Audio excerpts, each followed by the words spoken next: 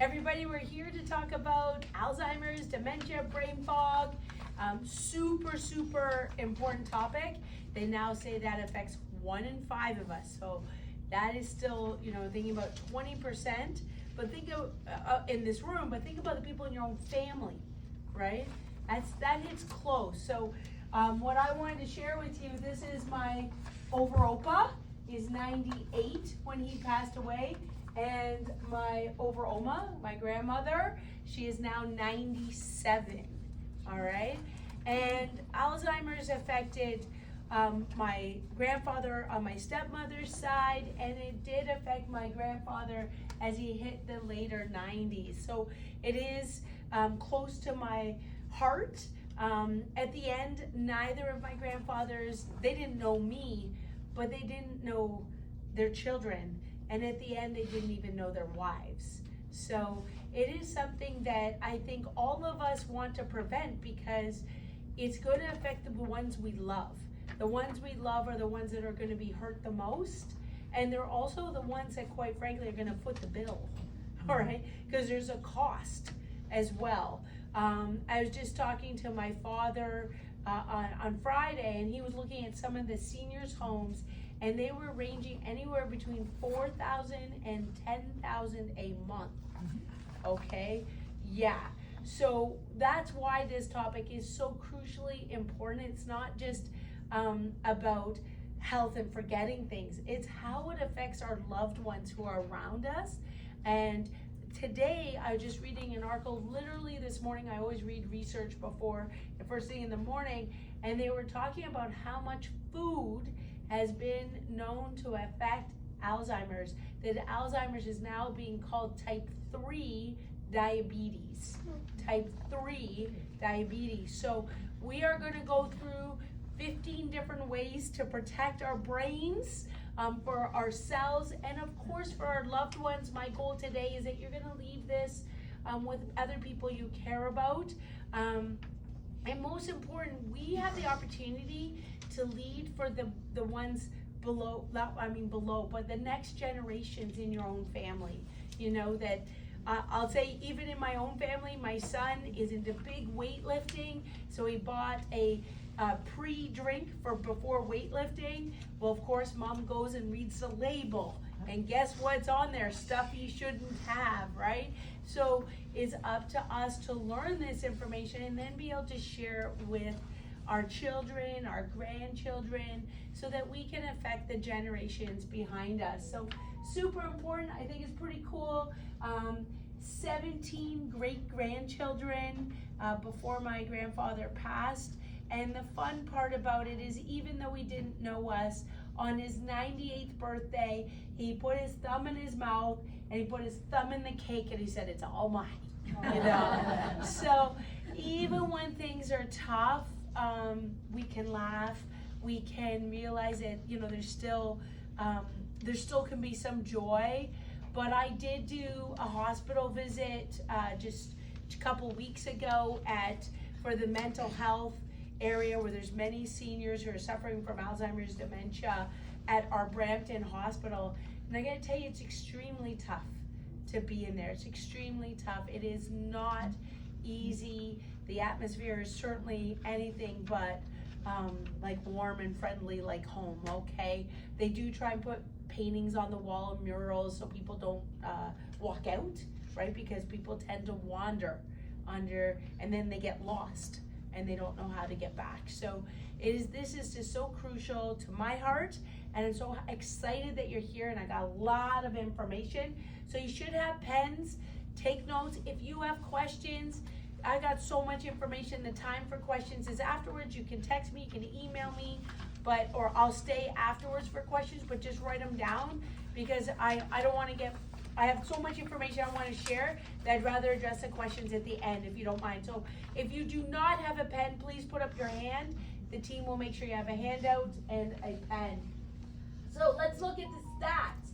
They're saying by 2030, that's not that far away, folks. That's 7 years away. 75 million people. It's one every 3 seconds. 1 every 3 seconds for dementia. basically 1 every minute was Alzheimer's. Like, that's scary. 1 person every minute. If you're 65 and older, they say you have 1 in 8 chance. 80 and older, 1 in 2. So it's not if, it's when, unless you're working on some of these prevention strategies. So they're now talking about this being the 3rd leading cause of death behind cancer and Alzheimer's. That's how important this subject is. So some of the things that happens seems so small. I don't know. Sometimes I was looking at this list and I'm like, oh my God, it's happened to me. Like, has anybody else run upstairs or gone upstairs and go, what was I coming up here for? You know? More than one time. More than one time, right? Or even you go in the fridge, you know you're looking for something, and you're like, what was I going for? You know, you can't find something, and it's right in front of your face, right? But you can't see it. So, or you need lists, right, to remember things.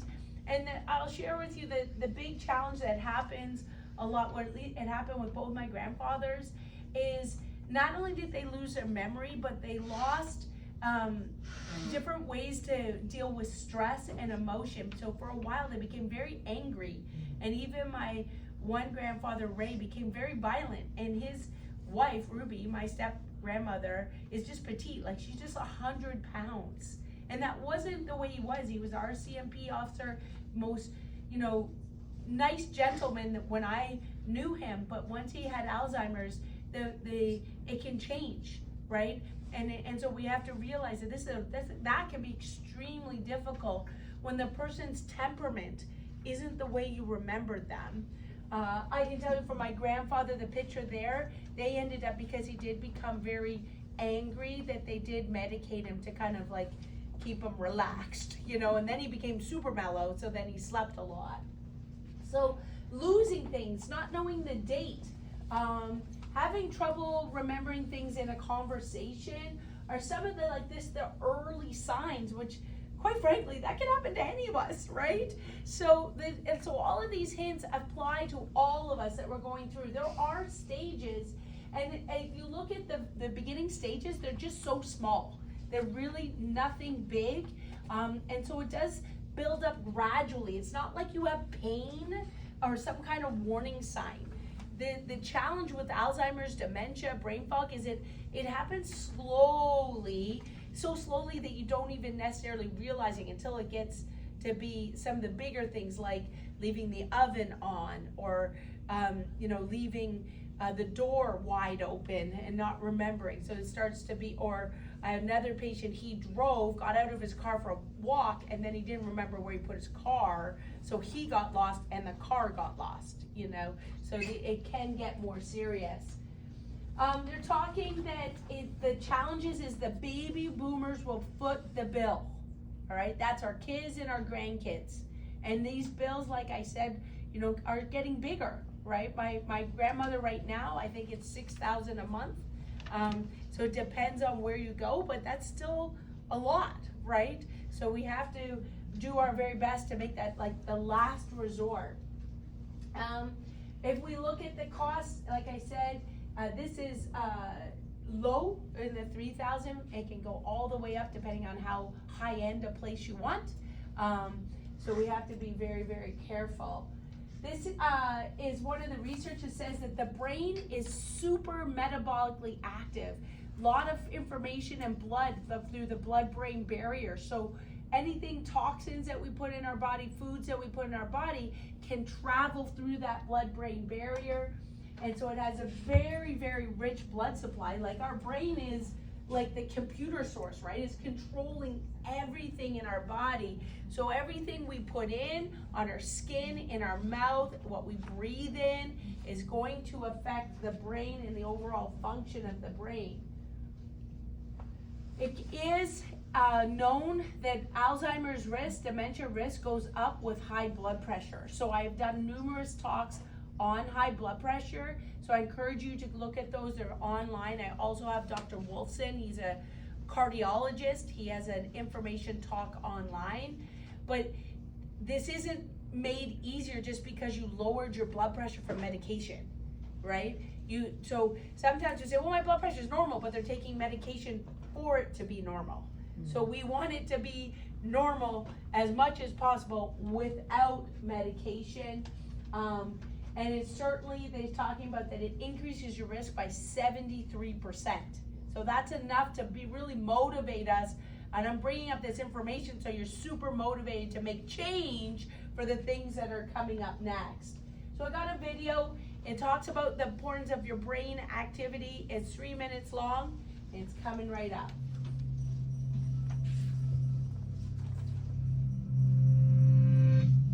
Every 4 seconds, someone is diagnosed with Alzheimer's disease. Can you hear that? It's the most common cause of dementia, affecting over 40 million people worldwide. And yet, finding a cure is something that still eludes researchers today. Dr. Alois Alzheimer, a German psychiatrist, first described the symptoms in 1901, when he noticed that a particular hospital patient had some peculiar problems, including difficulty sleeping, disturbed memory, drastic mood changes, and increasing confusion. When the patient passed away, Alzheimer was able to do an autopsy and test his idea that perhaps her symptoms were caused by irregularities in the brain's structure. What he found beneath the microscope were visible differences in brain tissue in the form of misfolded proteins called plaques and neurofibrillary tangles. Those plaques and tangles work together to break down the brain's structure. Plaques arise when another protein in the fatty membranes surrounding nerve cells gets sliced up by a particular enzyme, resulting in beta-amyloid proteins, which are sticky and have a tendency to clump together. That clumping is what forms the things we know as plaques. These clumps block signaling and therefore communication between cells, and also seem to trigger immune reactions that cause the destruction of disabled nerve cells. In Alzheimer's disease, neurofibrillary tangles are built from a protein known as tau. The brain's nerve cells contain a network of tubes that act like a highway for food molecules, among other things. Usually, the tau protein ensures that these tubes are straight, allowing molecules to pass through freely. But in Alzheimer's disease, the protein collapses into twisted strands or tangles, making the tubes disintegrate, obstructing nutrients from reaching the nerve cell and leading to cell death. The destructive pairing of plaques and tangles starts in a region called the hippocampus, which is responsible for forming memories. That's why short-term memory loss is usually the first symptom of Alzheimer's. The proteins then progressively invade other parts of the brain, creating unique changes that signal various stages of the disease. At the front of the brain, the proteins destroy the ability to process logical thoughts. Next, they shift to the region that controls emotions, resulting in erratic mood changes. At the top of the brain, they cause paranoia and hallucinations. And once they reach the brain's rear, the plaques and tangles work together to erase the mind's deepest memories. Eventually, the control centers governing heart rate and breathing are overpowered as well, resulting in death. The immensely destructive nature of this disease has inspired many researchers to look for a cure, but currently, they're focused on slowing its progression. One temporary treatment helps reduce the breakdown of acetylcholine, an important chemical messenger in the brain, which is decreased in Alzheimer's patients due to the death of the nerve cells that make it. Another possible solution is a vaccine that trains the body's immune system to attack beta-amyloid plaques before they can form clumps. But we still need to find an actual cure. Alzheimer's disease was discovered more than a century ago, and yet still it is not well understood. Perhaps one day we'll grasp the exact mechanisms at work behind this threat, and a solution will be unearthed. So still today, we do not have a solution once somebody has Alzheimer's, but the goal is to prevent it from happening in the first place. And that's why we're gonna go through 15 different ways and things to protect our brains and our minds coming up. But I will share a funny story again with my grandfather, the one you saw the picture, is that he was living on the lowest floor of the seniors home, so he had the most assistance, and there were other Alzheimer patients, and they wander. So they wander all the rooms. So for a while, he thought he had 2 wives. Because then sometimes he thought he had 10, because he'd have all these like wandering women, and he didn't always tell the difference between men and women, so he just thought he had lots of love. But I mean, he was still in a wheelchair and not able to move, but he'd get that confused, and we just had to realize you just had to laugh, because that's the state that he was in at that time. So if we look at the cholesterol does play a role with Alzheimer's. They know that the higher the rate of your cholesterol increases the damage to your brain. Your brain is 75% healthy fats. So any type of cholesterol and of healthy fats will be affecting. So the healthy fats can help your brain. The high levels of cholesterol can make that brain activity worse. They know from Paul Murder, he does a ton of research on heart disease. They know that what he talks about is your dietary choices make a massive difference for your brain. So we're going to be going over some of those food choices in order to think about it, not about just like weight loss, right? But about brain maintenance of what you saw in that video, autophagy, where the brain cells start to collapse and die. But how do you create new brain cells called neurogenesis in a healthier way? So there is a direct relationship between sugar, I know we all love sugar, and dementia. That has been proven over and over again. So I was doing a quiz the other day about what are healthier sugars, right? And unfortunately, when you look at the media, they'll talk about things like Splenda for diabetes. Has anybody seen commercials for that, right? Or you'll go to the restaurant and you'll see little yellow packs and blue packs and then white packs and then brown packs of sugar. Has anybody seen all the different colors? They're all bad, all right? Let me make it very clear, none of it is good. So your best sources of sugar are stevia, which personally I find has an aftertaste. I find it difficult to do a lot of stevia. So pure maple syrup, pure unpasteurized honey, xylitol, monk fruit would be better options than any of the any of the like NutraSweets, aspartame.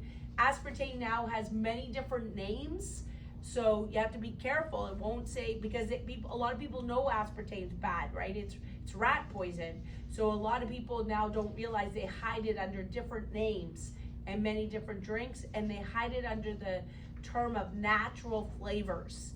But that doesn't mean that it's actually natural. It just tastes natural like sugar, but it isn't natural. So those are ones that are actively really bad for your brain. And so the challenge is things like diet, because the whole diet industry of diet pop, diet yogurt, right? All of those areas actually are damaging towards your brain. We're still better to have real food, and we're going to be covering that. So they know that stress increases your risk of brain loss. So many times when there's massive amounts of stress, people have more cognitive decline, all right? And that stress can be like, often, because it's happening with seniors, is the loss of a loved one. And that doesn't mean necessarily your partner, but it could be a friend, right? I know when my grandmother, she says to me, she's 97, she says someone dies every single day at the senior's home. And her hardest part is she's making new friends, right? She's blind and she's totally cognitively amazing, but it's hard to make new friends when you're blind and everybody's constantly passing away, right? So it is super important to find ways to manage stress. And I like, prove that to yourself. Is anybody else, you've had a really stressful week and that's when you forget the most, right? You feel the most tense. So, and if you're really stressed even at work by a boss or by another employee, that's usually when you perform the worst, okay? Even the Leafs, I'm sure last night they were super stressed in the overtime, and that's kind of when they played the worst too, right? Even professionals at the highest level.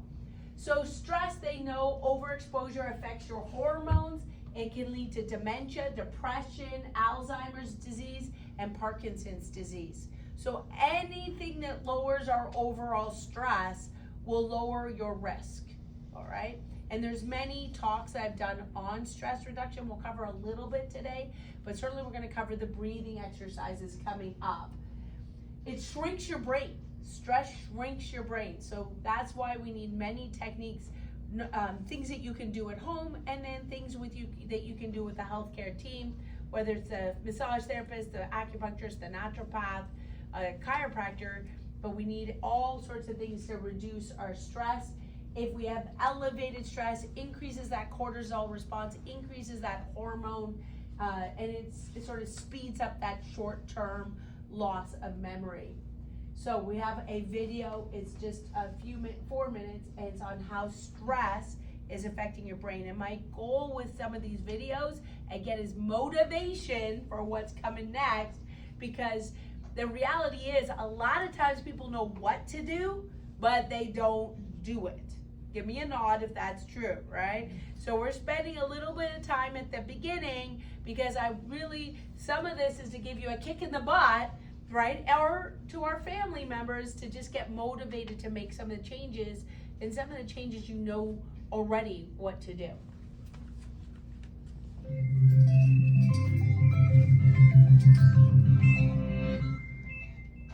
It's so loud there. Are you sleeping restlessly, feeling irritable or moody, forgetting little things, and feeling overwhelmed and isolated? Don't worry, we've all been there.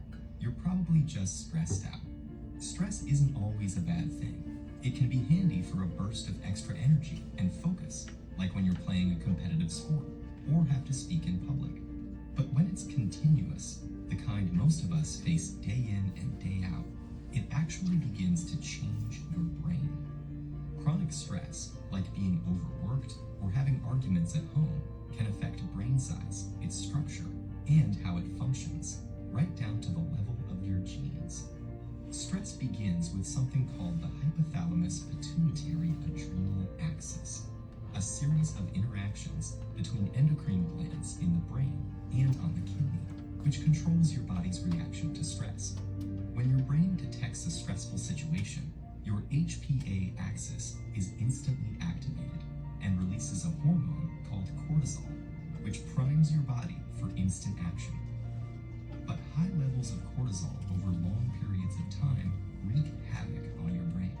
For example, chronic stress increases the activity level and number of neural connections in the amygdala, your brain's fear center.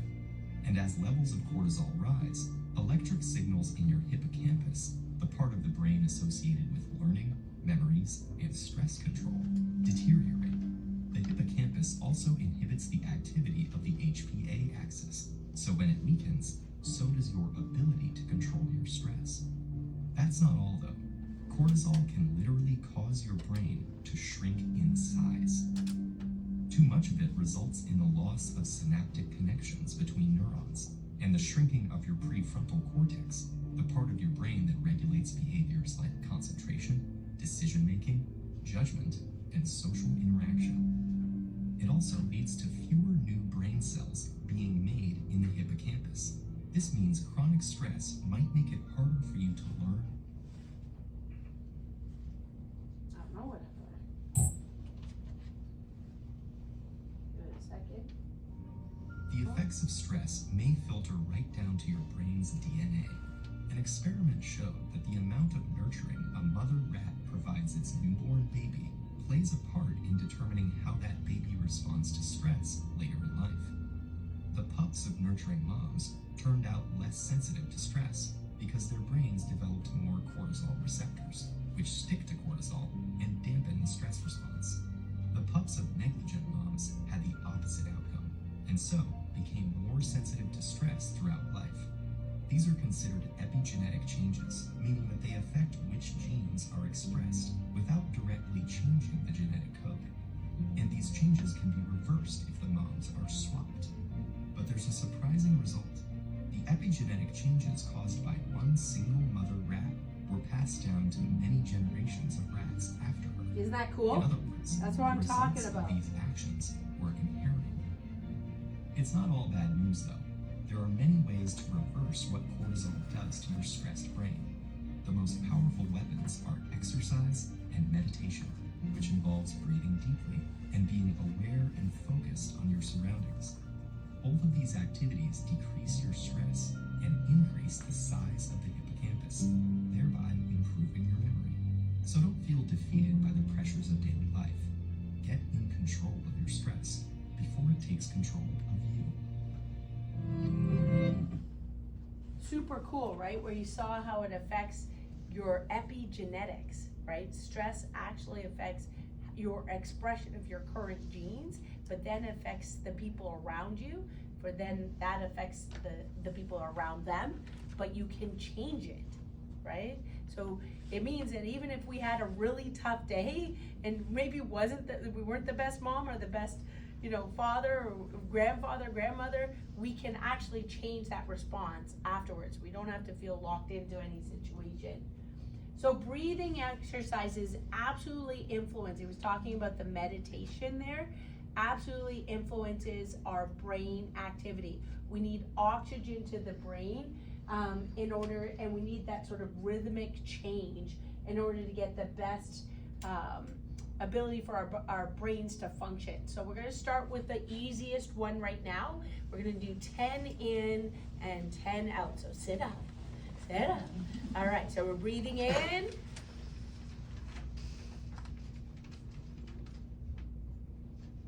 And breathing out slow.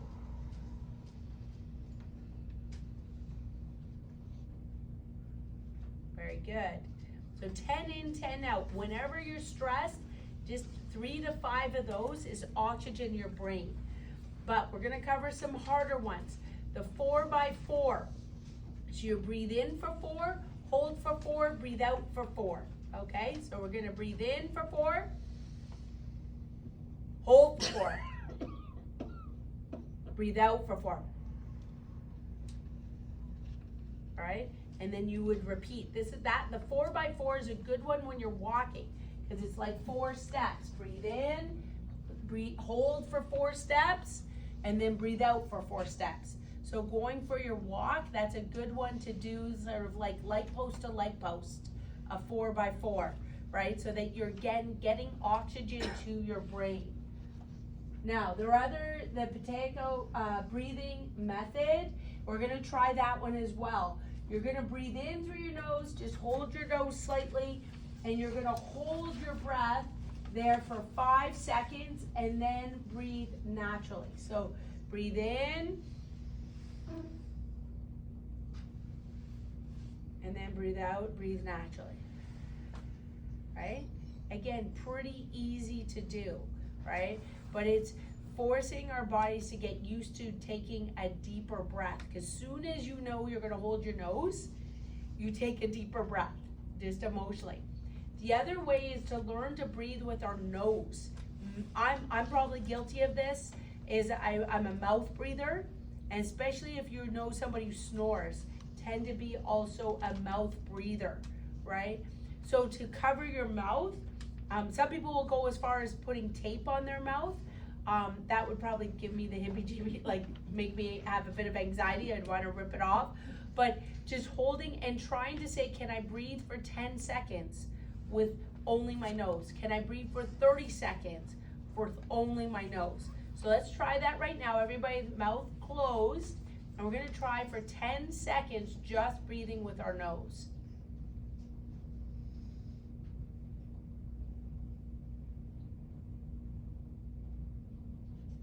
And you'll realize actually how calming that is, right? As soon as we breathe with our mouth, people tend to breathe from here to here when they have anxiety, when they have stress. So they're breathing fast. And when you're breathing fast, you're not getting the oxygen to your brain. So to slow your breath down makes a massive difference. So you will see in your handout today, I have a list of all different ways to practice different ways of breathing. Because I wanted to make sure you're left with something that was homework, but also, one breathing method a night, to try different ones, because the one for Gloria may not be the one for me.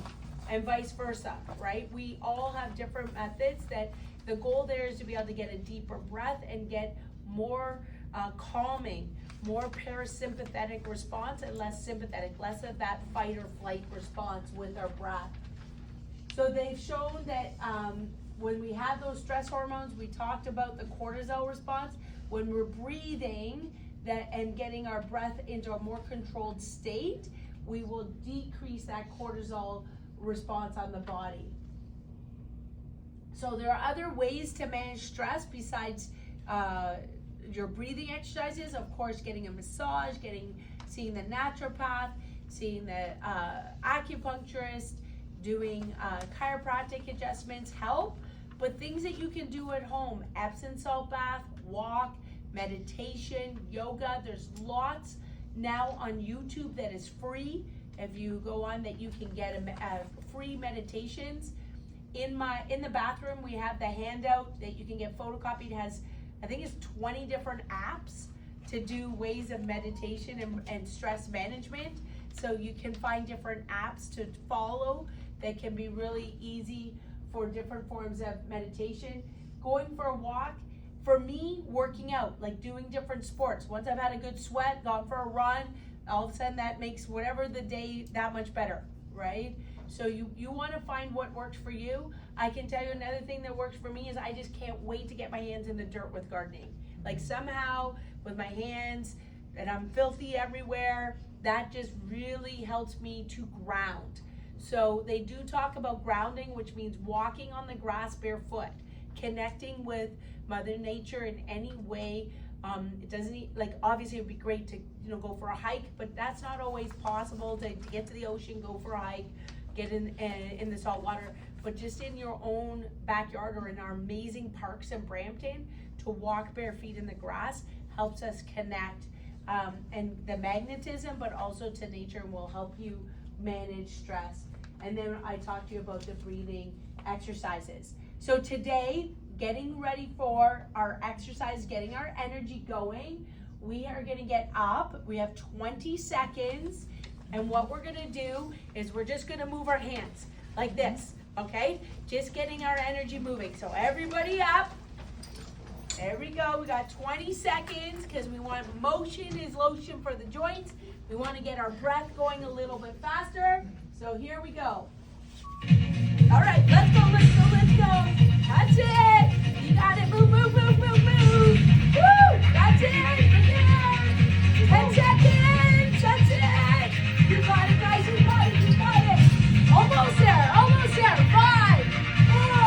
Let's hear you. 3, 2, 1. Woo! All right. You're not done yet. On your all together. 1, 2, 3. I love my life. Good. You can take a seat. That's called doing an affirmation. So you add some exercise and you say out loud something that is positive that reduces your stress, right?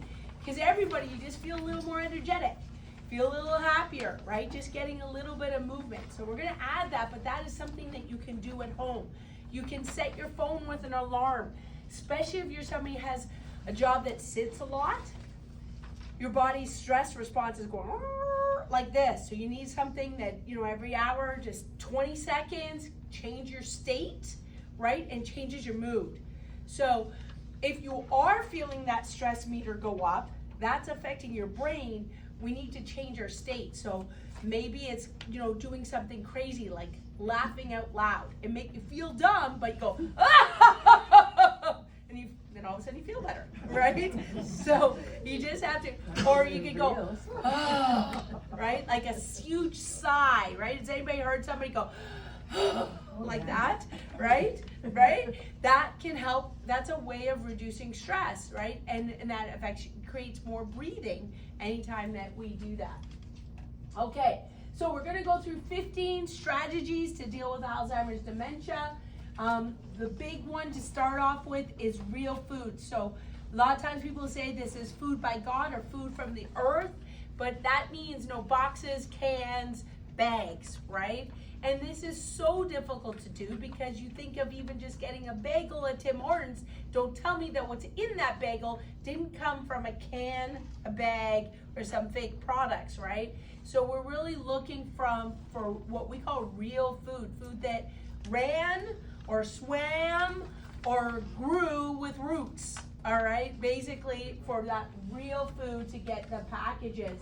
We want to add the healthy fat. If you look, the brain is 75% fat.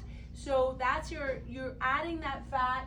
It's gonna protect your, all your different hormones. It's gonna protect your organs. It's gonna help you absorb those healthy fats. There you go. My mom remembered and she got here. There you go.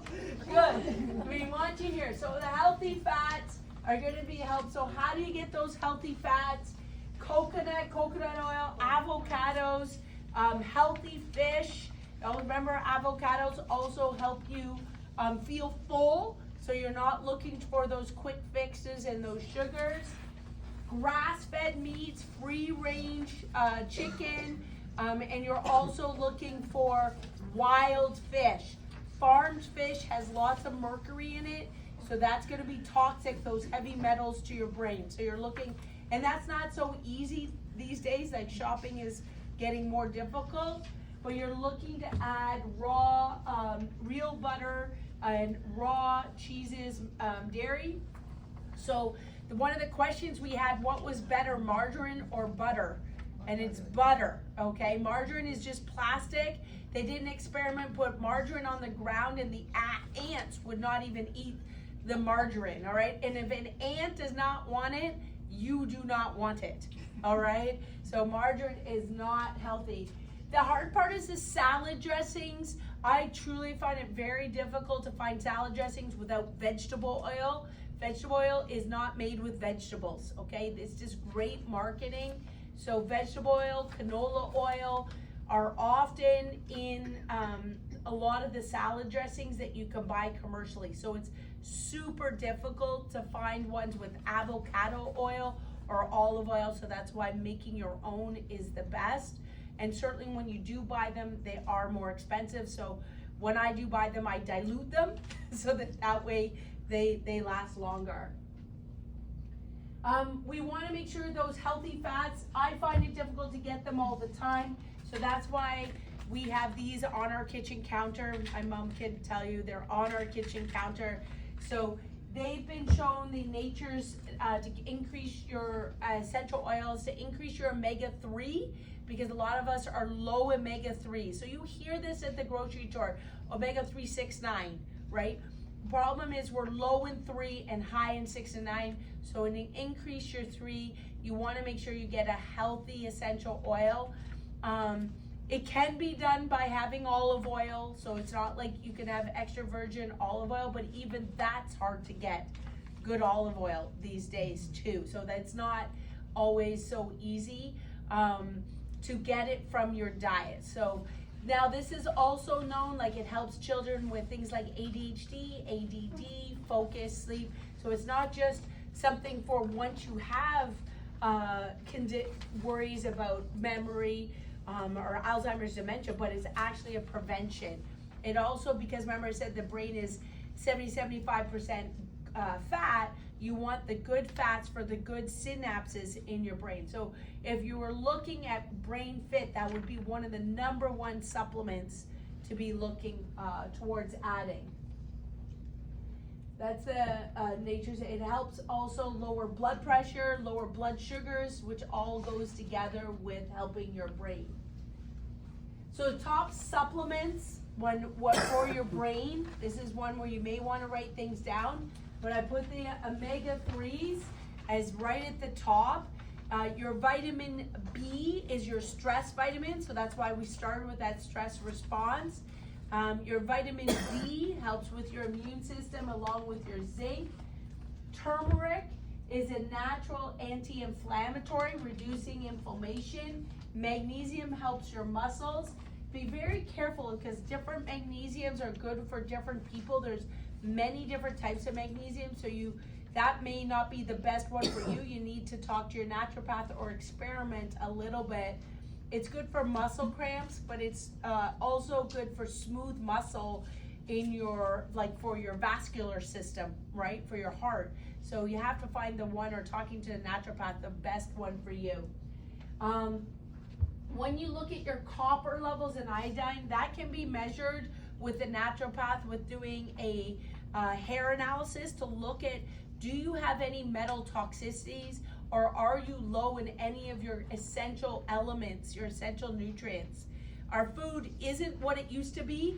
You know, I showed you it's my mom's parents, but my over Oma and over Opa, they lived off food off the ground for the majority of their life, right? And so, the challenge is today, the most of us, it's a lot harder to get the same quality of food that they would have in their 20s, right?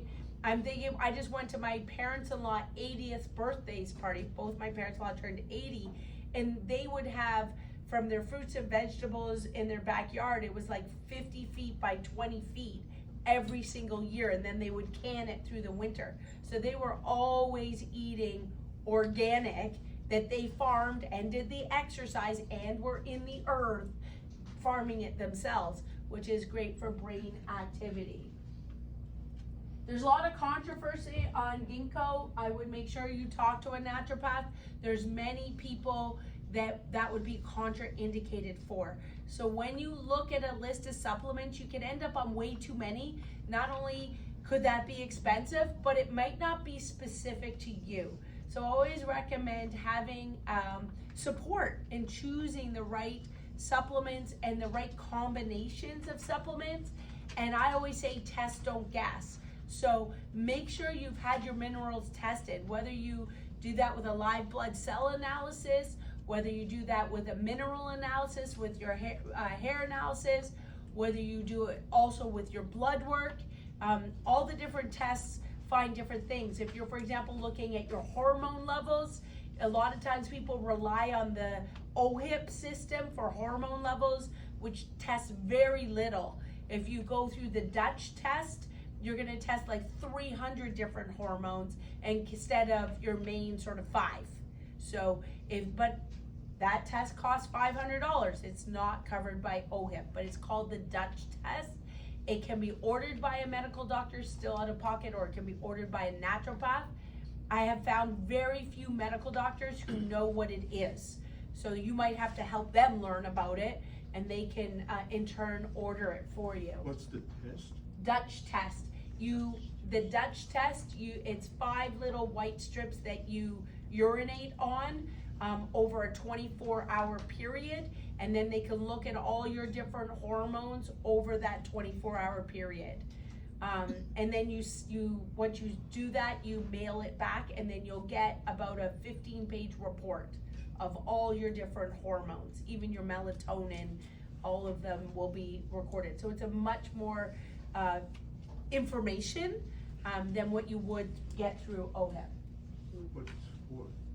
Pardon me, it's called the Dutch test. But what is it for? Hormones, all the different hormones. So it really does help.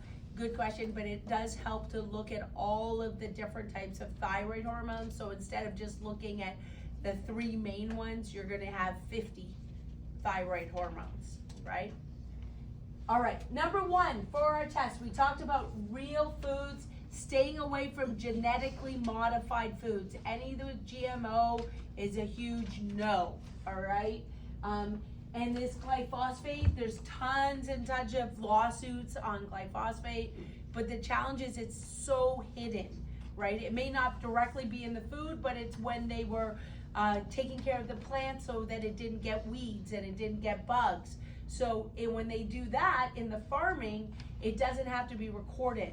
So I know, for example, when my family's from Saskatchewan, they have these big, huge white silos and these big, massive machines. Like when I talk about machines, they're like maybe a football yard long, and they go along and they spray chemicals so that all of the crops look perfect. And when you drive along, you don't see weeds. They all look beautiful and perfect, right? But that does not mean that it's healthy for you, right? The next one is the ketogenic diet. So this is something that is harder to do. I have many different talks on that, and it is something that you can cycle. The good news is it's getting easier because there's way more products out there, even at Costco, right? You can get ketogenic chocolate, ketogenic cereal, right? Ketogenic crackers. I'm bringing this up because even if you're not following a full ketogenic diet, which is very, very low sugars or anything that makes a sugar, you can still use some of those products. For example, a ketogenic cracker versus a full sugar cracker, right? So you can still make some of those choices. Instead of a chocolate bar, you can look towards, they have like the little squares of chocolate, dark chocolate, and you're getting 2 grams of sugar instead of 30 grams of sugar. So we can still use some of those products. Remember still though, processed is still never as good. Just because it says low sugar, processed still isn't as good as food right from the earth. So we know that the ketogenic diet though was used originally, the research started with people who had seizures and had trouble with brain activity. And they knew when they had a high fat diet, medium proteins, very low sugars, that it helped the seizure patients recover better. And then they started to do it with patients with schizophrenia, some of the different types of mental health conditions. And then years later, then it got into the weight loss component. But that's not where it originated. So do people lose weight on the ketogenic diet? Yes. But the main focus is reducing inflammation and helping those good fats get to your brain. So I do have a lot of talks just focused on ketogenic, but it's certainly encouraged to look at some of those concepts. And maybe you can't do it all the time, but I have many doctors who say, I'll follow the ketogenic Monday to Friday. You know, Monday to Friday, that's what I'm gonna do, but the weekends I have off, you know? So that's called cycling the system, all right? I'll tell you personally, it doesn't work for me. If I have 1 cookie, I want 3, you know? I don't know about you, but like if I have 1 dessert, I want many desserts. So for me, it's easier to say no to everything than it is to say yes a little bit here and there. My sister is the opposite. My sister's 100 pounds. She can have 1 bite of ice cream and then pass it away. I put ice cream there, I want to finish the bowl, okay? So each of us have different skill sets. I encourage you to look at something that's maybe throughout the week. Maybe you say, maybe it's something I do Monday to Wednesday to start off with. Just getting your body used to, again, higher healthy fat. This is not the dirty keto, which is bacon, hamburgers with lettuce, okay? You'll see that on the internet. That's not healthy, okay? Bacon is a carcinogenic for your brain. So yes, it can taste good, but get the Caesar, ask for no bacon, and it'll still taste good, okay? You'll get used to not eating bacon. Make that a real treat. High sugar diet is the recipe for dementia. It is what's gonna shut your brain down. There's tons and tons of research with high levels of how it affects the hippocampus. Artificial sweeteners are worse than regular sugars. They've done 25-year-long studies. They know that not only they gain more weight, but there's 7 to 8 years, 41% more chance to become obese if you have artificial sugars. And the more you have risks of obesity, the more risk you have of Alzheimer's, dementia, and brain fog, and cancer. So the ketones, when you're doing the ketones, what happens is the ketones can go directly to your brain. They can go through the blood-brain barrier, so that is what's going to help you be able to think better, have better focus, better concentration, because it can get to the brain better than true sugars. All right. Now there's different types of ketones, and there's different types of products now that can, like BHT, that can help you get and stay in ketosis easier. Because, for example, if you just have milk in your tea, you'll get out of ketosis. You have a bite of a banana, you'll be out of ketosis. So it isn't easy for you at the very beginning, and there are products to help, or to start with it with 1 to 3 days a week and then gradually increase it. It will reduce inflammation systemically and will help your brain activity. So that's why I'm talking about it, because it improves your risk of cancer, improves your risk of diabetes, improves your risk of help with seizures, Parkinson's, right? So heart disease. So once you start thinking about managing the sugar and healthy fats, it's helping many different disease processes. What is keto? Ketones are what happen. Powder or tablets? No, What that's is it? made within your own body. Ketones are made in your body when you reduce sugars. So your body takes the glucose and makes into ketones so that you can use it for energy. Or it's All not right. something we have. It's not something you can buy different products to improve your chance to be in ketosis, but you don't have to. You can do it by just truly eating only healthy foods and lowering your sugars significantly. So like to 7 to 9 grams of sugar a day, right? So I used to try and get to 5 grams a day. That's harder to do. And you can buy glucose meters, but again, I have a whole talk on ketogenic diet, but it is important to realize that these artificial sugars, these MSGs, the products sprayed on our fruit and our vegetables, they can damage into our brain, right? What's So that, that's so 1 important. teaspoon Pardon me? sugar? Sugar, you want to say for men under 9 teaspoons, women under 7 teaspoons of sugar, or anything that makes a sugar. That includes breads, fruits, crackers, everything that makes a sugar in your body. You're wanting to reduce those amounts of sugar. All right, some of the foods that are going to improve your brain health. So I want you to write down 2 that you could add to your diet that you don't already automatically do. So nuts, tomatoes, grass-fed free-range chicken, cruciferous vegetables, dark leaf greeny vegetables. We want to aim for our plate to be a full handful of green. Goal would be twice a day. All right, twice a day you're having a full handful of something green on your plate. So All these right? are the good things. These are the good ones that you want to add. So for us, we always have nuts on the kitchen counter in a container. So that's because when you're hungry, you typically go for the bad stuff, right? So you want to make sure you have the good snacks that you can go to easily. And the same thing is even adding the hemp seeds, chia seeds. Those are easy things to have healthy fats that you can add to vegetables, even if you were having oatmeal, or careful with cereals, because cereals are very high sugars, but you can get some of the ketogenic cereals that the sugar comes from coconut. So then that way you can add hemp seeds, add more chia seeds to make it more healthier fat. So when you say nuts, any kind of nuts? Your better nuts is a great question. Is almonds are really bioelectric, available for healthy fats for your heart and for your brain. And next would be macadamia nuts and walnuts. I personally like a mixture because if I have too much of one, then I get an upset stomach. And as you are even looking for the raw vegetables that would, and you know, even those vegetables from the earth, if you add it with a healthy fat, it'll be easier to digest. Because sometimes you get an upset stomach from the raw vegetable, especially if your body's not used to it. So if you add a healthy fat to it, your body will slowly get used to it. And then one of the best ways to do that is with guacamole, right? So if you make your own homemade guacamole, you're adding that healthy fat and it tastes good. And it makes you full. How about the tomatoes?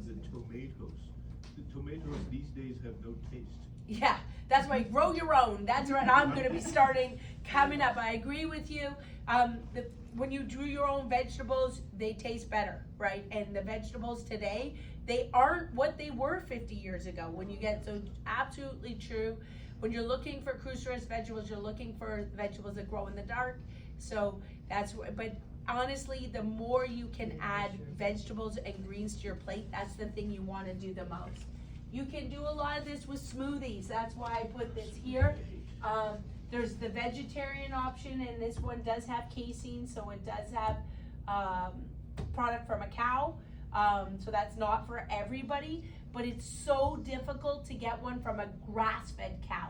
So like a lot of different proteins have, yes, it can be a meal replacement, but the problem is you're not replacing it with a healthy meal because the cows were eating junk, and you are what you ate. So you want to make sure that the cows are eating like real grass that isn't sprayed with pesticides and junk. So you want to make sure you have a grass-fed protein. So whether you buy it here or elsewhere, some of the Australian brands also have, they have the grass-fed cows as well, okay? And then you're adding the avocados. Remember, banana, you say, so for us, I will chop the banana in little sections. You don't want a full banana if you're following a ketogenic diet. It's for young people, no problem, right? They're going to work out, their metabolism is much faster. As you're getting older, then you have to be aware and try to brain activity. Bananas are high sugar, very high. Same with what do you like? Mangoes, very high sugar. So that is dessert, all right? You have to remember that's dessert. That is not a healthy thing for the morning. I get that it can help with muscle cramps because of the potassium, but if you're trying to look at brain activity, you still have to minimize anything that makes the sugar, even if it's natural. Blueberries are good for your eyes and good for, they're lower glycemic, so low sugar content, and good for your brain activity. Is there such a thing called organic beef? Yes, absolutely. So you can buy like a half quarter, a half cow. You can buy, so they go to the farmers, and they even sell in the grocery store. You can look at wild meat, so meaning that the animal is allowed to run around. It typically has a green package, and when you go, the challenge is at the grocery store, it's gone fast. So you always have to ask what day did they deliver it, and that's the day you got to go, because it's always gone very, very quickly. But you can, to make it save money, you would buy like a quarter cow, and you would split it with another family, for example. And it usually comes like that, like the way the butcher does it with the brown, paper, and then you have to come home and you have to split it up and put it into better, more freezer safe activities if that's what you're doing. That's what our family has done. So you buy a big freezer and then you split it with other families. And there are quite a few farmers that still do that not too far away in Caledon that are wonderful. All right, foods that help prevent inflammation. So think of 2 of these that you can add to your diet. I'm gonna encourage, one of them is garlic. Garlic's so good for your heart, tastes so good. Tastes good. But it tastes good, but it's also really good for helping with inflammation. But some of these other ones, turmeric is another one, and ginger. So one of the easiest ways to help your brain activity would be ginger and lemon water. So if you just made a pitcher and you said every day, I'm gonna start my day with ginger and lemon water, right? That's an anti-inflammatory, good for your brain, okay? Salmon, remember, make sure that any types of fish, you want it to be wild. Has to say wild, not farmed. But some of the other ones, mackerel, any of your fatty fish, remember any of the bottom feeders, like shrimp, yes, I know a lot of my family will say they taste great. However, they are eating the junk and the poop of the bottom of the ocean. So you have to be careful how much of that you're going to have, right? So I'm not saying never, but remember, everything has to be in moderation. You're still better with the bigger fish and wild fish. All right, number 2, we talked about avoiding sugars, but fructose. Fructose is hidden, and high fructose corn syrup, they'll even just have HFCS, right? And so you don't know what it is on your labels. Remember, when you're food shopping, anything with almost nothing on the list is the best, right? Like a true blueberry has only one thing on the ingredients list, blueberry, right? So if there's a lot of things, that usually means it's bad, and you want to be able to pronounce everything on that list and know what it is. If you cannot pronounce it or don't know what it is, it's likely bad, all right? And you wanna have it in minimum levels. Our goal, again, is to avoid any of those high fructose corn syrup because it's extra sweet. And so they use it in a lot of pop, for example, to make things taste sweeter, but it's horrible for you. It's like those artificial sugars. We talked about adding the healthy fats. I'm gonna go towards that coconut oil. Coconut oil, when you're cooking, you can burn it at higher temperatures than olive oil. You can also use it for your skin, so it's very, very versatile.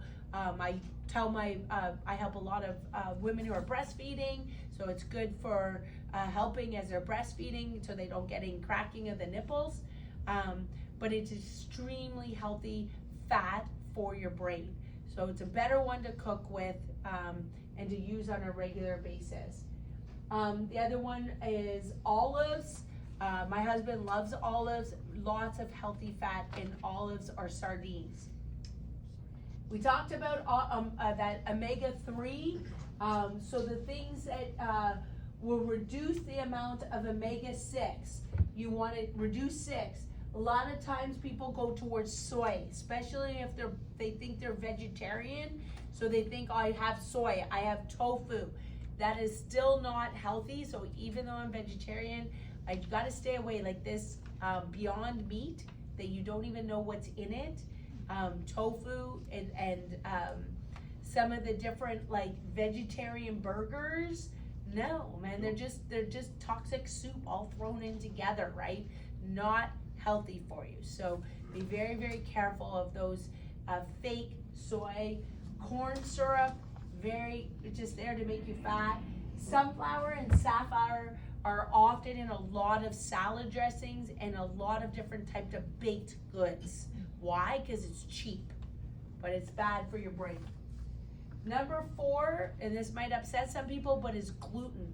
A lot of times people don't realize they have a gluten intolerance. So they're okay with bread, but when they have a lot of bread, they either like get bigger, but they also get more signs of constipation, more signs of digestion, and we should be going to the bathroom a bowel movement every single day.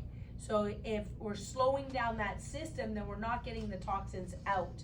So you may want to look at some healthier bread sources, whether it's Ezekiel bread, or at least at the very minimum, fully sprouted bread, right? Brown bread is not better than white bread, you know, like that doesn't make it better. You want whole grain, sprouted Ezekiel bread. Now there's so many amazing recipes with egg white bread. It's just with egg whites and no flour at all, and it tastes amazing. You do have to make the egg whites like big and fluffy, but then the bread is quite fluffy too. The disadvantage with that, I'll tell you right now, is it goes bad quickly. So a lot of times you can buy bread and it's still good for a week. Does anybody notice that?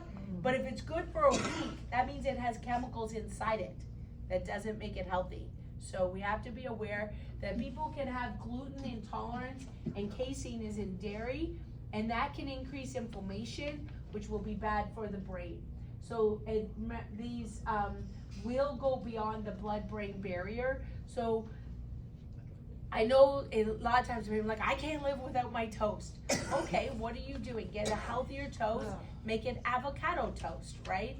Put Himalayan salt on it, right? Some tomatoes on it. All of a sudden, and you've got a healthier option, right? Because you're adding that healthy fat with it. Grass-fed meats, right? You want the real grass-fed meats. That's an animal that's allowed to run around. Careful, that is not at McDonald's or Burger King or your local burger place, right? They're gonna get whatever's cheap, especially with the challenges that we have today. So again, if that's Monday through Friday, you're going with the healthier proteins. Then on the weekends, again, you can find different solutions. Number 6 is optimizing your gut flora. With Dr. Udani, we've done a ton of talks on making your gut flora healthy. There's something called SIBO, which you get overgrowth of the good bacteria in your stomach, so you're not digesting the food. and it creates gas. So if you have acid reflux, if you have gas, if you're not having regular bowel movements, then you can have the bacteria overgrowth inside, and that can be changed with a diet that's geared towards supporting your gut health. There is, like you saw that HPA axis in the video, your gut and your brain are immediately connected. They often say your gut is your second brain, right? So we need the gut health and getting rid of those toxins to be in a healthy state. And that means adding fermented foods.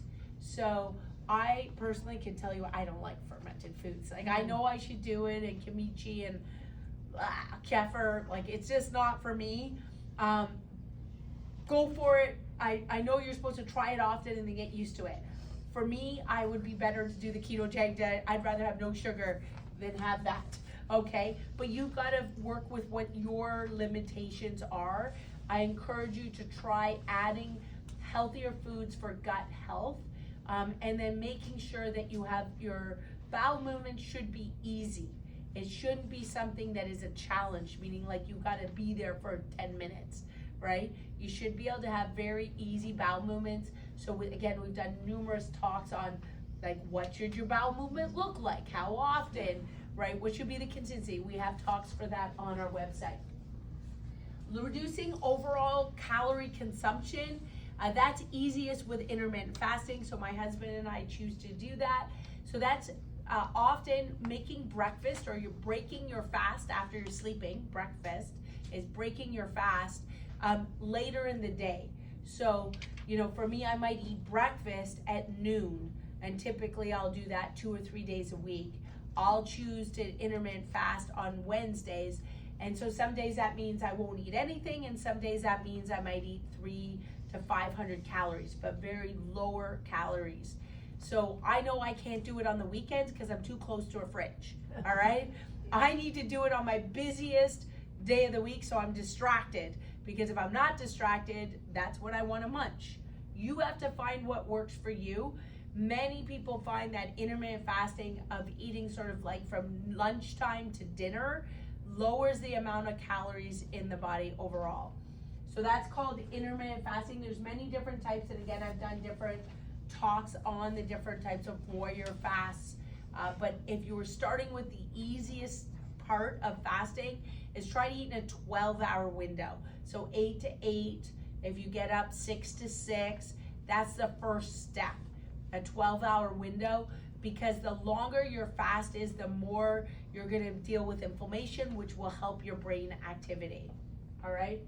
All right, magnesium levels. There's a lot of controversy on these magnesium levels and what type of magnesium is best for you.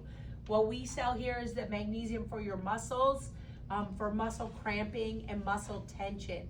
That's not necessarily the same magnesium for your blood vessels or for your digestion. So I definitely recommend talking to the naturopath or the holistic nutritionist. Don't just go to a health food store and grab magnesium. There's multiple different kinds, and it could make you feel sick as well. So just make sure that you're cautious and make an informed decision. It does pass the blood-brain barrier, so it does affect with Alzheimer's, brain fog, so finding that right supplement. I always encourage, get your magnesium from real foods. So choose one of these real foods that you can add. Number one, we talked about the deep leaf greens. So one of them you might want to learn is that once a week, Swiss chard. Now, that takes a while to get used to, but if you add it with apple cider vinegar, you can, and you cook it, it can get to the point where it doesn't taste as tart, for example, because at the beginning it takes a while. Or rhubarb, right? At the beginning when you do that, and I'm not talking rhubarb pie with lots of sugar, okay?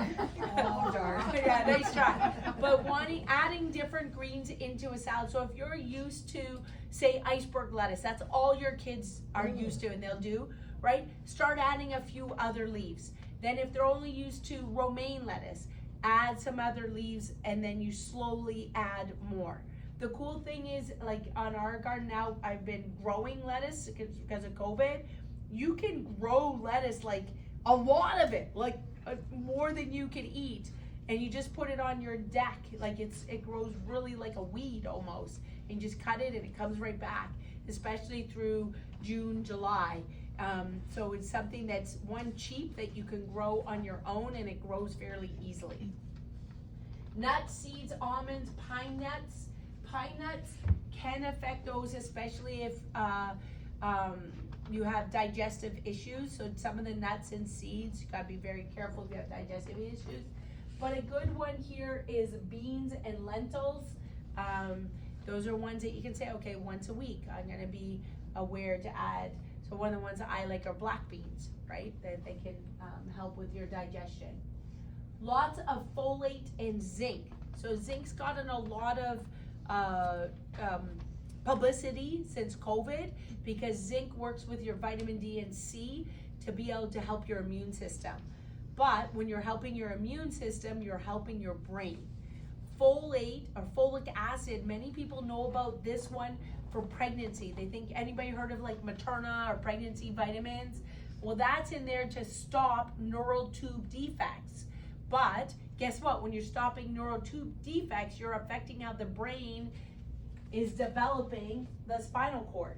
So making sure you have the right levels. And again, if you don't test it, how do you know? Like, how do you know you're getting enough folate in your diet, enough magnesium? So again, I don't say just take all this stuff. I say test, determine if you're deficient or not. Because and also, what if you have too much? So, you know, for example, I sometimes people they're so nervous of getting sick, they're taking way too much zinc, and that's a metal, right? So you can do still too much of a good thing.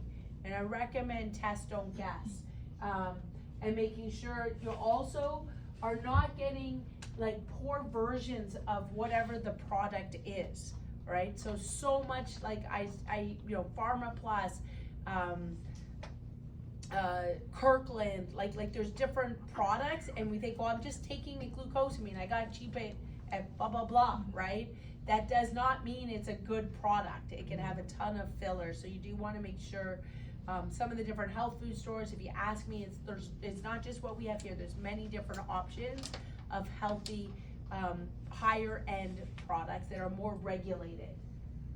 So foods with folate. Choose a couple of foods that you don't regularly eat, write those down. So artichokes, right? That's one that you can add even to pizzas. If you make your own homemade pizza, you can buy now cauliflower crust and make your own homemade pizza with cauliflower crust. We try to make cauliflower crust on our own. That's actually pretty hard. But you can make, now you can buy riced cauliflower. Has anybody seen that at the grocery stores and frozen? You can make a cauliflower crust out of that. It's almost, you kind of, with egg, you put it together if you eat eggs.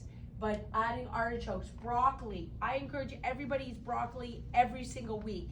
Very, very good for cancer prevention and lowering inflammation, so good for your brain. Brussels sprouts, very, very healthy. I grew Brussels sprouts last year, so whenever I paid like the $5 for the little plant, and it grew like this big, and I got several hundred Brussels sprouts from my $5. And it doesn't come out until like September, the first frost, and then you cut it off. But they grow quite big, like about that big. All right, the patient told me to do it, so I did it, and I was like, wow, this is great, because we love Brussels sprouts. Papaya, lentils, beans, asparagus, all right, are areas that, so look at some of these and what can you add to improve folate in a natural way. Zinc, some of the foods that you can add with zinc, highly encourage chickpeas. So look at that, adding it to salad, you can add it to any of your vegetables, hummus, obviously. It's one with tahini and chickpeas that you can make in your blender at home. You don't have to buy it pre-made. They can be great. Mushrooms is a big one. Mushrooms are a healthy fungus, and they help for brain activity. So there's many different types of mushrooms that will help also with protein. So it's a different way of getting a healthier protein. Flax seeds, I know a lot of people think about that for heart, but why? It reduces inflammation, but you have to keep it in the dark. So sometimes you have to keep it in the dark containers, right? So the problem is that sometimes it's like lost all its good stuff because we haven't kept it in the dark, okay? Same with vitamin D, it should be, notice vitamin D is always in a dark container, and your olive oil should always be never left in the sun. Like, you don't just leave it where the sun can reach. You gotta keep it in your pantry or underneath your sink, something where it's dark. All right, exercise. Exercise comes along with getting oxygen to your brain, right? So we've got to keep our bodies moving. That reduces risk of all disease. So I don't think that that's a surprise. So this is a video that I saw in February, and I thought that it was pretty cool because it affects all diseases in the body for exercise, and the activity she's doing is pretty difficult. Don't train to lose weight. Don't train for a six-pack. Don't train for a big booty. Don't train for a pump chest. Train to play with your kids when you're older. Train to pick up your groceries comfortably. Train to walk up the stairs by yourself. She's a pretty good athlete. Train for good posture. Train to prevent injuries. Train to manage your anxiety. Train to walk without a cane when you're older. Train to sit and stand up without anyone's help. Train to be independent for as long as possible. Train for the bigger picture, the real goal. And if you do, aesthetics will follow.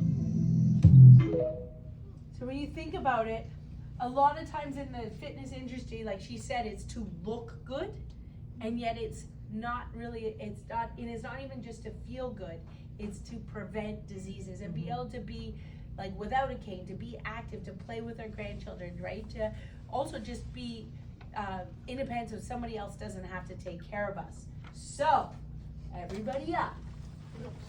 Everybody up. Remember, we're going for 20 seconds. We're gonna get our bodies moving, right? 20 seconds, ready?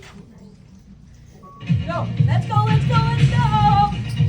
That's it. Move the body, very good. Good work, keep going. That's it, move. All right, 5 more seconds. You got it, guys, you got it. Move. That's it, Mom. Woo! All right, not done. Ready? 1, 2, 3. I love my life. All right, now you get to sit. All right, number 11 out of 15. Vitamin D levels. You don't know until you test what your vitamin D levels are. So you want your hydroxy, you want to ask for it in your blood work. If your MD doesn't order it, it's around $30. I think everybody should have it tested. I've had some MDs refuse to do it. I don't know why, because if your vitamin D is low, you have increased risk of pretty much every disease out there, including COVID. So there's tons of research. I'm not speaking out of turn. There's tons of research on vitamin D. So find out what level you need. I can tell you personally, I don't spend a lot of time in the sun. You see how like white I am, right? So I just burn. I have white and red. Those are my colors. Yeah. So I need a lot more vitamin D than what the general standard is of 2,000 a day. Okay, I need closer to 8, and I've tested and I made sure that that's what I need to stay in high normal. So you want to make sure you have your blood work tested to check, are you getting enough vitamin D for your brain to work? Okay? Is that an individual test? It can be an individual test. You can have it as an individual test with your blood work. Often, if you're getting your blood work done annually, you just ask them, I want my vitamin B checked and I want my vitamin D checked, all right? It can be done with your medical doctor, and it can be done through a naturopath, okay? And it's part of your blood work getting done in order to make sure you have the high normal. You don't want to just be in the low normal. That's still not good enough. You want to be in the high normal for your vitamin D. So this is a pure vitamin D. There's also the vitamin D with vitamin K. This one tastes like nothing. The other one tastes a little bit sugary, to me anyway. I forgot also, I use this on my fasting days. It just makes fasting a little bit easier. It tastes a little bit like Gatorade.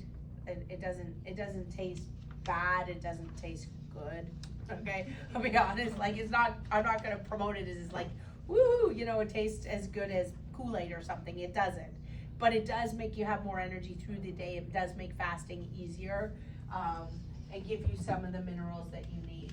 The one I also do is I take this one, that's why it's on the shelf, because my husband and I take this one so that it's a multivitamin. I know that I can't be perfect in my food all the time, and the zinc. And again, the zinc we talked about before helps your immune system, and helps you lower inflammation, but you make sure that you don't have too much, okay? Because too much zinc can be harmful. All right, some of the screening tests. This is where you want to write some things down. Majority of these tests are done by your naturopath or your medical doctor, and they're looking for signs of inflammation. This is, if you have a phone, highly recommend taking a picture. So ferritin is at the top. That's your iron. All right, iron picks up oxygen. We spend a lot of time. Do you need some water? Oh, yeah, water. Okay, so iron picks up oxygen, and we talked a lot about the breathing test. So getting your ferritin and your oxygen, glucose levels. We talked about the vitamin D levels, CRP, and we'll come up to some of the other tests. But CRP is one of your C-reactive protein. I'm saying this a few times. C-reactive protein is an inflammatory marker. And I'm gonna show you some of them. And this one, most MDs don't order it. You have to ask for it when you do your blood work. It will give you a sign of inflammatory disease going on, which means you need to take action with a new dietary plan, a new lifestyle plan. It is a warning signal if there's a problem with your CRP, your C-reactive protein. We talked about the essential oils. We talked about thyroid hormones. You can see this is just a few thyroid tests, very minimal through OHIM, unless you do the Dutch test. Zinc and copper. We talked about some of the essential oils. We talked about vitamin B. The homocysteine and A1C. So C-reactive protein, homocysteine, and A1C are some of the tests you want to ask your medical doctor for inflammatory markers. If you have inflammation building, which increases your risk of concerns for your brain, but also other diseases, like heart disease, like diabetes, like cancer, okay? So these are tests, again, with your naturopath or your medical doctor. Glutathione, that is natural in your body. You can have it tested. You don't want it to be too low because then you can't fight off disease. It helps your body be able to function at a high level. So it's something in your body already. If your immune system was down, for example, you can use glutathione by mouth lingually, or you can, in our family, we might use a nebulizer, like just breathe in air with the glutathione to boost your immune system. So when COVID was in our family household, we did the glutathione silver. None of us really got symptoms. Like, we were all like totally fine, you know? And then we had a break because it was way at the beginning, and I would have easily come to work because I felt fine, but I was not allowed, right? So just making sure that you know of some of the tests that are crucial that you know to ask about. Eliminating mercury is crucial. It's very, very easy to get mercury into your diet without being aware. So certainly farmed fish is one of the #1 ways, but it's also toxic on many different things that we cook with. Pots, pans, dollar store products, you know, the dollar store forks and knives. Like, you have to be super careful on also containers.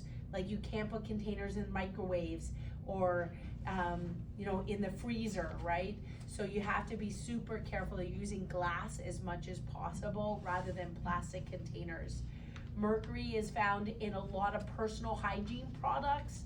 So that's why we do a big talk on toxicity, because toxicity, like heavy metals like mercury, copper, can go to the brain through the blood-brain barrier, affecting like those tangles that you saw at the very beginning when the video about Alzheimer's. So super cautious, and I do recommend doing a detox. I try to do quarterly, so like as the seasons change, that's kind of my goal, but at the minimum, summer and winter. They usually a good times right after Christmas because you've messed up a little right after New Year's. So that's a good time. Now the easiest way to do a detox is the detox foot bath. That's with our holistic nutritionist.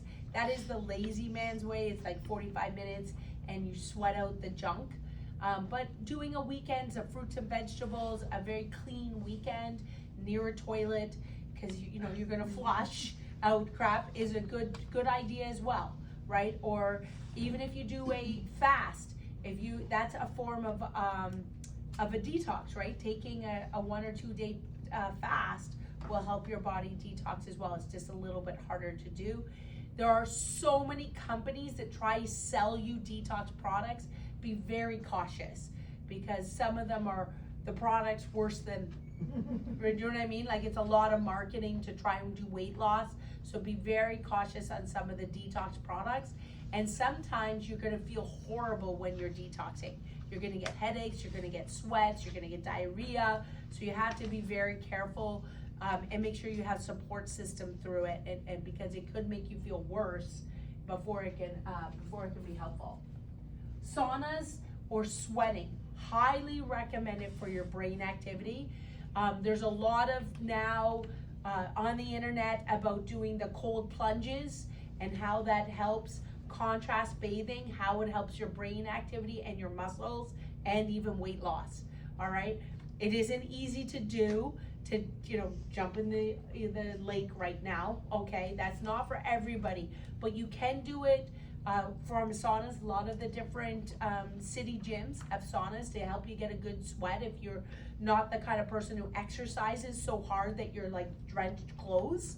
Then city gyms have saunas. People buy their own saunas that can fit like just in like they're only, I don't know, like 3 feet by 3 feet. Like they're single saunas for detoxing and helping your body, which helps your brain activity.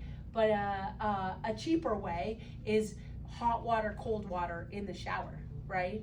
And yeah, you're gonna go, and then you go hot, but it's gonna help flush your system, okay? So it's certainly helpful. Yeah, the sauna is easier, right?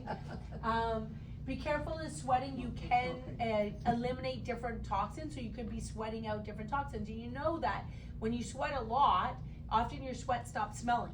When you're eating different foods, right, and you're not sweating often then that sweat has more of an odor to it. Avoiding and eliminating aluminum. That's a big one for Alzheimer's and dementia. Remember, they're talking about those tangles at the beginning. That is found on many different, like silver paper, when you're cooking, right? If anybody, so you put a tent sometimes at like a turkey or a chicken. Be careful, right? Or in the barbecue, right? If you put a tent over something like baked potato with, right? So just be super, super careful. A lot of the products with aluminum is in frying pans, it's in cooking procedures, it's often in deodorants, antiperspirants, so you have to be careful. A lot of different makeups, creams, so you want to be making sure we're reading those labels, because aluminum tangles build up, and they've definitely made a relationship between aluminum and Alzheimer's. And it's much easier to prevent than to detox aluminum. So you said tin foil is no good? I'd say tin foil is no good. I'm saying if you regularly cook with tin foil less is best, because it's still not something you want to your food on a regular basis. Even you put it on the top? It's still you're heating it up, so all those toxins, like same thing in a microwave, right? Like all those toxins are from there. But plastics are no good either, right? You're still better with a healthy pan, a healthy, the white ceramic, right? You're still healthier ways to do it. With a glass top would still be healthier. All right, so here's some of the environmental toxins, so much, but the one that I want to bring up is alcohol. We know that alcohol makes us dumb, right? You have a lot of alcohol, you get blue, right? That means it's going to your brain, okay? People make bad choices when they drink alcohol. Is that not true, right? Mm-hmm. So, and again, our body's infinitely intelligent. If you drink too much, it makes you throw up, Why? Because it's not good for you. So, in moderation. I really do say 1 or 2 glasses is actually can be helpful, right? Because of some of the healthy resveratrol that's in it. So, but it's in moderation. So you're trying to go to 1 or 2. It's not 6 or more, right? So in moderation. Number 14, be very, very careful. Some of the medical prescriptions that you might have aluminum or mercury in them. So different medications can actually be toxic. The best person to talk there is to your pharmacist. They're actually so educated. Talk to your pharmacist to find out what the toxicity levels, what are alternatives. Talk to your naturopath. Do not stop anything, but make sure that what are my other options, or how can I lower the amount. For example, I had a patient, he was just told that he was diabetic. He said, fine, quit. He quit smoking, he quit eating out, he joined a gym, he lost 60 pounds, got his blood work done in 3 months. 3 months, he made massive change, no longer diabetic in 3 months. And he's like mid 60s, late 60s. So it's not like he's 25, right? But he just made a decision, I'm not going on insulin, right? So we all can make decisions and make healthy choices to make that difference. But just realize that, for example, statin drugs would lower your CoQ10. That's why we sell CoQ10. So if you're on a statin drug, like a high blood pressure drug, then you want to make sure you're adding CoQ10 essential oils, because it will deplete those. So you can talk to a pharmacist to get that information. They're usually better informed than other health professionals. Number 15, the last one, my mom loves this, Sudoku, word puzzles, brain teasers. Do something every day to challenge your brain. So it's so easy now to watch a video on your phone. This is really taking time to read, something that challenges you, something that pushes your brain to another level. So whether it's playing games with your grandkids, whether it's doing puzzles that now you can buy fairly easily, but you want something that forces you to think to another level, right? So one of the ones that I'm doing right now is I'm learning to speak Spanish. So I speak French and English. So my husband and I committed to doing an app and learning to speak Spanish. So something that turns your level. They know that the more languages you speak, the less risk of Alzheimer's, the more brain activity that you're using. So I encourage you, pick up another language. That is another activity. There's so many apps now that you could do. They're pretty much free to challenge yourself. Instead of, games with a bubble, right? Use a game that's gonna make you, some of the word games that are gonna make you think a little bit more. Even something like learning cribbage, right? Makes you count, right? If you're playing cribbage. So choose with a partner or spouse, once a week to go play cribbage, right? My aunt loves bridge, right? I've never learned how to play bridge, but there's lots of rules that I don't know for bridge, but it makes them think, right? And what I tell my aunt, though, it doesn't mean you can have tons of snacks. Like all of a sudden the bridge comes with all the snacking, that undoes the good work, right? But choosing to make sure that you're challenging your brain on a regular basis and looking towards something new. The other one is an instrument. So if you play the piano, look to the guitar. If you play the flute, look to the clarinet. Look towards something that will challenge you, and sing. So to sing, follow, learning new songs will challenge your brain activity. So it doesn't matter if you sing well. It never said you had to sing good, right? It just means that you're challenging your mind. So to take whatever artist you like to make sure you're singing. And then the other part is to use multiple parts of your body. Like a drummer uses 2 hands and 2 feet. So when you are doing those activities, try to tap your foot and tap your opposite hand. Tap your opposite foot, opposite hand, so that you're again using more brain activity, okay?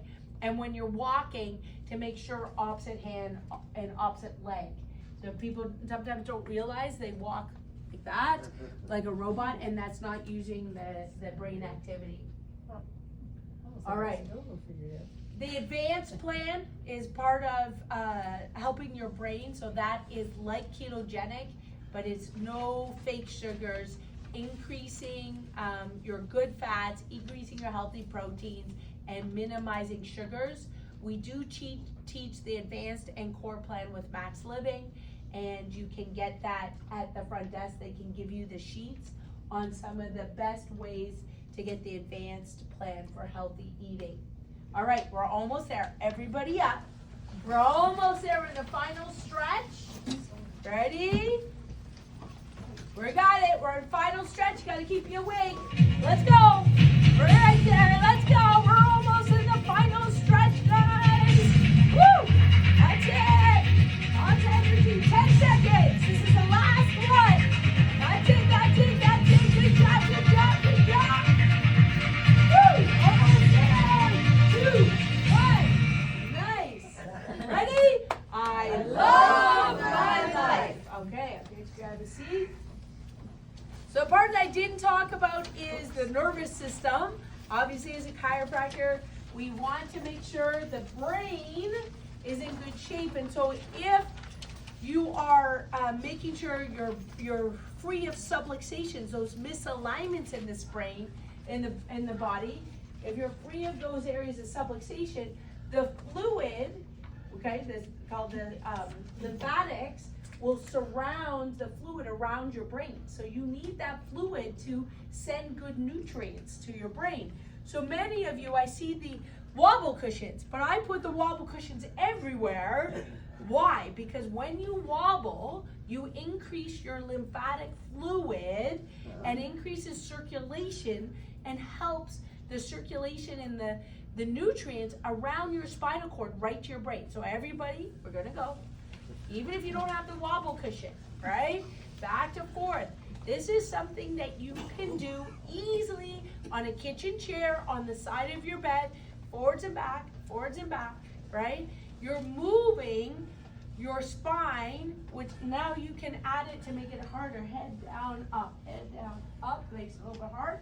This is also called nerve flossing, which helps the spine and the lubrication throughout the whole spine and gets blood fluid, lymphatics, all those nutrients to your brain. So doing the wobble cushion, that's why they're in there. Your goal is you're doing 2 to 5 minutes a day, side to side, forward and back, so that you're helping the fluid all the way up to your brain and help those nerves function better, and of course reducing stress. So when you're removing subluxations, that's like going from no service on your phone to full service. The brain is connected to the rest of the body. This is a challenge, okay? And I see it all the time, right? So for you, for your loved ones, you need that brain stem curve because it's closest to your brain, right? So if you want your brain to have the right nutrients, phone is here. Everybody pretend with me. The phone is here, okay? Right in front of your chest, not this, all right? So we want to keep our heads up to help the oxygen. We talked about the breathing exercises to our brain. There's a lot of research on asymptomatic patients. Asymptomatic, that means they have no pain, looking at adjustments of the top part of the neck, and what they found is it created neuroplasticity, created new nerve synapses, created new, you saw in that first video that they had less synapses and less cell growth, nerve growth. When you're getting adjusted, they have proven pre and post adjustments on MRI, more brain activity in the frontal cortex. That's why people want to get adjusted right before big tests, right? And as students, or right before big competitions, all Olympic athletes, so they can be faster and they can focus better. They have shown when they get adjusted, pre and post adjustment, that their memory is better. They've done memory tests, okay? And it helps us create neurosynapses, neurogenesis when getting adjusted. They did EEGs on adjusted patients, and their EEGs, brain activity, improved post-adjustment. They've done double-blind studies, to show that the brain hemispheres, the brains talk from right to left hemisphere better after getting adjusted. That's pretty cool stuff to me. I think that research is pretty amazing. And that's usually, all of it is designed to help protect that C curve. So at the minimum, we gotta stop doing things to make the C curve worse, okay? Right, adjustments help, but you can't be 8 hours a day making it worse, right? That still defeats the purpose. Cool thing is for children, they're showing children that since COVID, kids' necks are the worst I've ever seen in 25 years of practice. I can tell you this has been, the online schooling was a disaster for kids' necks, all right? Kids are supposed to sit up and look at the teacher. That's what's better for their neck from a chiropractic point of view. But from a research point of view, they know that when kids get adjusted, they have less depression, less fatigue, less anxiety, and of course, less discomfort. That's why we love to see families. That's my book. This is, if you have any questions, I know that I didn't get, because it's a longer talk, I didn't answer questions. I will stay to answer questions, but my goal always is to help as many people as possible. So you have access to my cell phone number, it's there. You have access to our emails. I'm happy to address questions. We also, if you ever need extra time, you can reserve extra time with the front desk to have your questions answered with any of the docs on our team, all right? That's our goal, to be able to help you. And we always appreciate a review. The best way you can help somebody else today is people check the reviews. They check Google reviews, they check like any type of review that you can do on any social media platform. That's how people are checking where to go, and that helps others. So today, I'm grateful that you were here today. I gotta tell you, I was so excited for my first group talk since COVID, right? So super excited. I'm so grateful that you're here, but I'm also, the thing that you can do to help me is share something you learned with someone you love, somebody else, a coworker, a friend, an aunt, a brother, a sister, because they too are gonna have some of these challenges. Remember, it affects 1 in 5. That's somebody you know, that's somebody you love. If it's happened to both my grandparents, you know, I'm always on my mom and dad right now. You can, right? Like, it's something that is so close to home. So please take this really seriously to heart and think about when you leave, what are 3 changes you can make? 3. If you try and make 10, it's not gonna happen. What are 3 changes you can commit to? And then we do talks on a regular basis. You have the list there. They're online, majority of them. We'll be back in person for our Dine with Doc. You do need to sign up for the Dine with Doc Dinner and Health Talk on Arthritis. You sign up for that at the front, okay? And you have to reserve your seat for yourself and a friend. That's how we can give back to the community and teach others about health and chiropractic and wellness. So it is my way of giving back, and it is free. So the team can tell you about the Dine with Doc on Arthritis, and then we have numerous talks online that are free, and you can share them with friends and family, okay? And thank you for coming. Awesome.